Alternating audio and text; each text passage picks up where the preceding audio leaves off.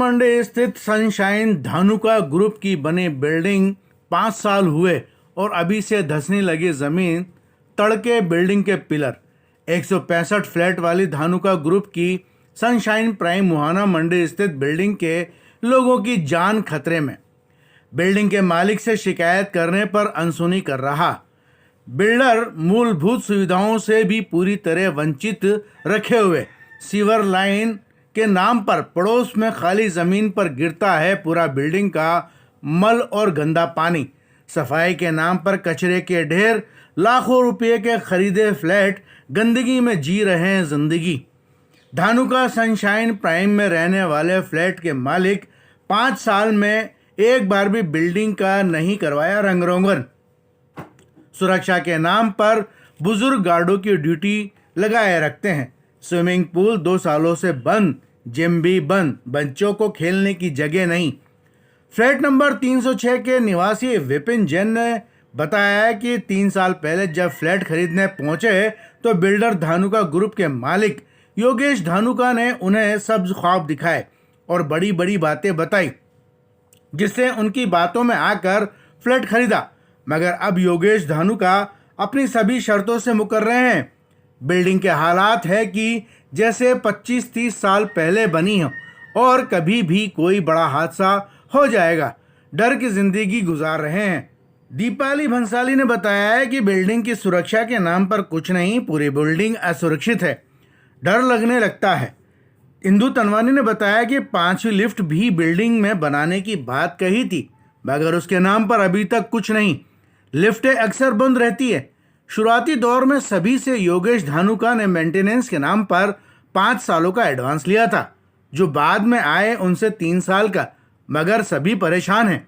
सभी का कहना है कि या तो बैठकर बात करें, अन्यथा लीगल कार्रवाई की जाएगी।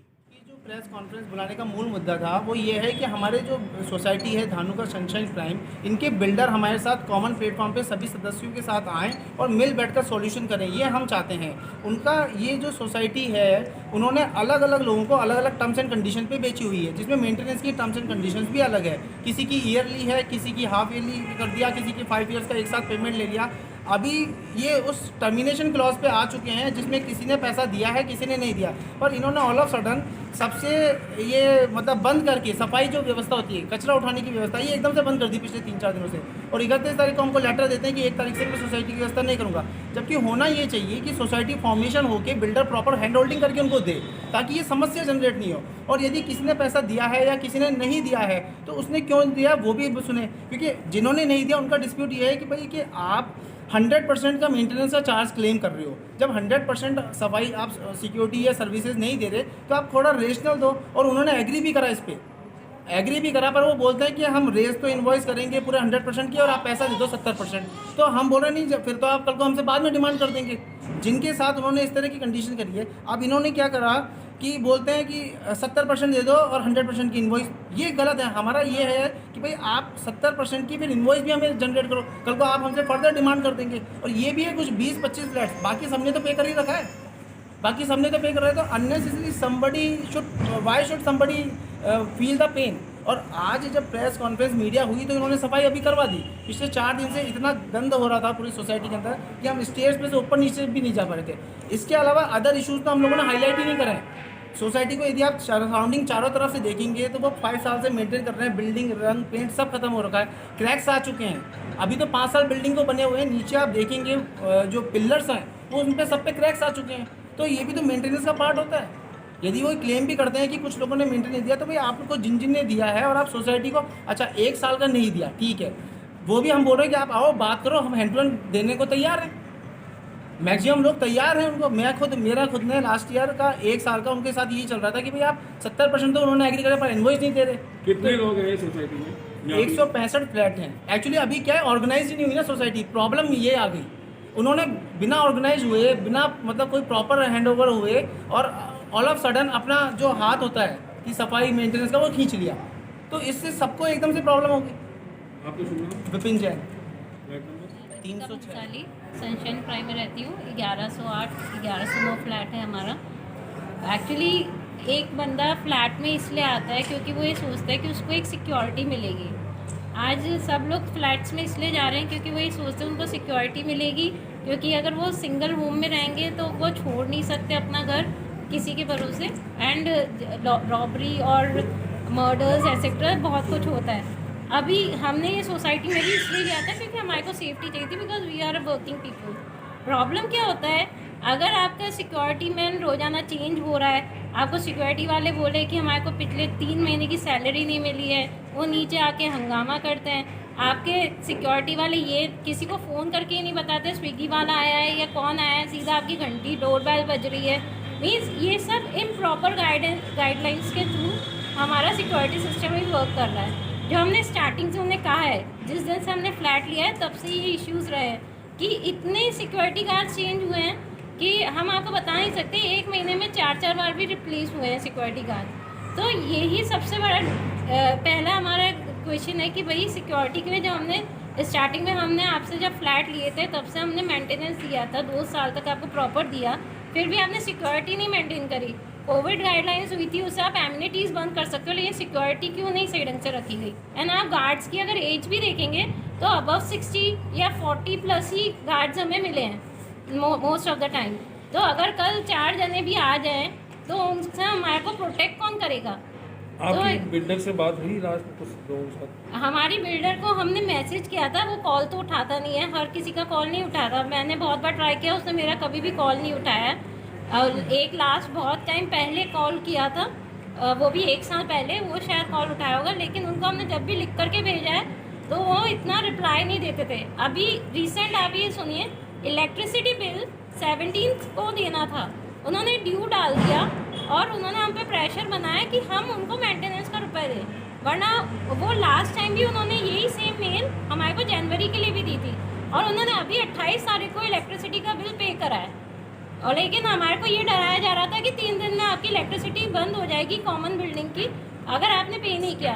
तो मतलब वो हमारे लिए हर तरीके से प्रेशर बना। तो काम आपने ब्रोशर में लिखे थे 5th लिफ्ट बननी चाहिए, या जो भी काम आपके अंडर कंस्ट्रक्शन चल रहे हैं, जो कि एक्चुअली में आपने कंप्लीशन सर्टिफिकेट लिए रखा है, लेकिन आपने कंप्लीशन तो करा ही नहीं बिल्डिंग का, तो वो काम तो आपको करके ही देना होगा ना, आप सीधा हैंड ओवर थोड़ी ना दोगे। दूसरी चीज़ ये है कि आपने सीवर लाइन्स बना तो दी, अभी जितना भी डर्टी वाटर है वो पीछे अनुकंपा जो अभी स्काई लॉन्जेस बन रही है उनके एरिया में जा रही है। तब वो नहीं था तो उनको कोई प्रॉब्लम नहीं थी, लेकिन अब जब वो इस्टेब्लिश हो जाएगी तो वो वहाँ से हमारा बंद कर देंगे लाइन्स, तो फिर वो जो गंदा पानी वो किधर जाएगा।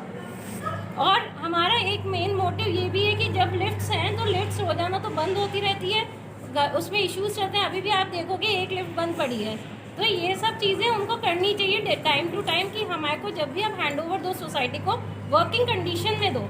स्विमिंग पूल 2 साल से ख़राब पड़ा हुआ है और किसी ने मुझे इतना भी बताया कि अगर उसमें आप पानी डलेगा, क्योंकि हमने 2 साल से स्विमिंग पूल में पानी नहीं रहा है, तो उसमें क्रैक्स आने के चांसेस हैं। उससे क्या होगा, स्विमिंग पूल का वो पूरा का पूरा वापस नया ही बनवाना पड़ेगा, तो सारा खर्चा फिर सोसाइटी को देना पड़ेगा, which is a very expensive thing.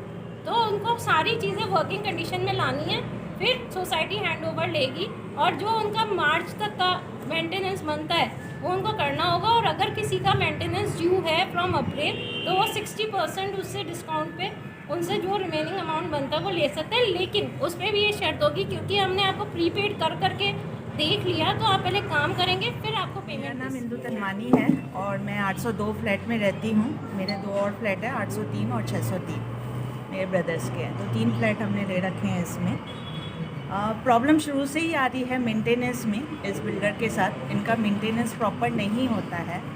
हमने कई बार कहा कि सोसाइटी बना दो, तो इन्होंने कहा लीगली मैं सोसाइटी नहीं बना सकता, क्योंकि 5 साल का मेंटेनेंस मैंने फ्री दे रखा है आधे लोगों को, मतलब मैंने पहले ही ले रखा है, तो 5 इयर्स के बाद ही मैं सोसाइटी बना सकता हूँ। ओके, उसके बाद हमने कंटिन्यूस मेल की कि आपकी मेंटेनेंस में ये प्रॉब्लम आ रही है, ये प्रॉब्लम आ रही है। उन्होंने कभी भी हमारी नहीं सुनी, ना रिप्लाई किया, ना उसमें कोई एक्शन लिया।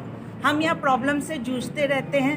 मेंटेनेंस जब लेना होता है उनको ईयरली वालों से, तब वो उनको पूछते हैं, उनकी जो एक आध प्रॉब्लम होती है वो सॉल्व कर देते हैं और मेंटेनेंस लेके चले जाते हैं। अब मेरा मेंटेनेंस जो है मैंने अक्टूबर तक दे रखा है, मेरा मेंटेनेंस जो ड्यू है वो नवंबर से ड्यू है। ऐसे ही 37 लोगों का सिर्फ मेंटेनेंस अप्रैल 2021 से ड्यू है, लेकिन 128 लोगों का मेंटेनेंस उनके पास है और पिछले 2 सालों से उन्होंने 50% भी मेंटेनेंस नहीं किया है, तो वो खर्चा नहीं किया है।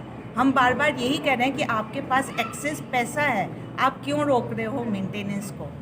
सोसाइटी बनाने का भी प्रेशर, उन्होंने आए थे, उन्होंने कहा मैं अब मेंटेनेंस नहीं कर सकता, उन्होंने हाथ खड़े कर दिए तो हमने कहा ठीक है सोसाइटी बनाओ, हमें हैंड ओवर करो, सब वर्किंग कंडीशन में लाओ, हैंड ओवर करो, हम मेंटेन करेंगे।